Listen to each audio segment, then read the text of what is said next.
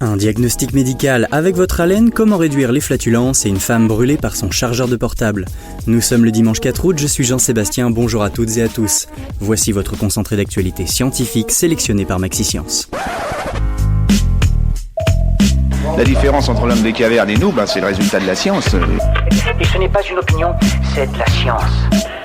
Notre monde n'est pas si moche. Dans les médecines anciennes, l'haleine et l'odeur corporelle permettaient de déduire si une personne était atteinte ou non de certaines maladies. Remettant ce principe au goût du jour, des chercheurs ont développé un dispositif spécial, une caméra olfactive. Cette dernière fonctionne à l'aide de filtres et d'ultraviolets et est capable d'analyser l'haleine des patients pour détecter certains composés trahissant la présence ou non de maladies graves comme le diabète, le cancer des poumons ou la maladie de Parkinson. Une équipe de chercheurs de San Diego a mis au point des lentilles de contact capables de zoomer simplement par le biais d'un clin d'œil. Cette innovation pourrait rejoindre la liste des nombreux projets en cours de développement visant à transformer la lentille de contact en objet connecté.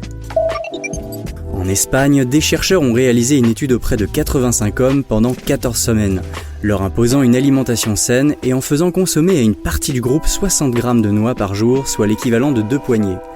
Il en résulte que la consommation de noix améliorerait les capacités érectiles ainsi que le désir sexuel.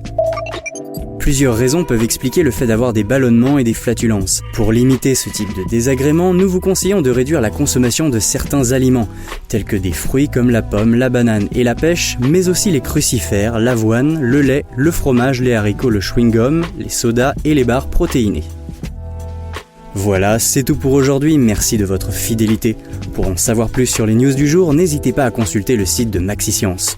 On vous dit à demain pour de nouvelles actualités scientifiques. Voilà. Il ne reste plus qu'à vous remercier de votre attention. Au revoir.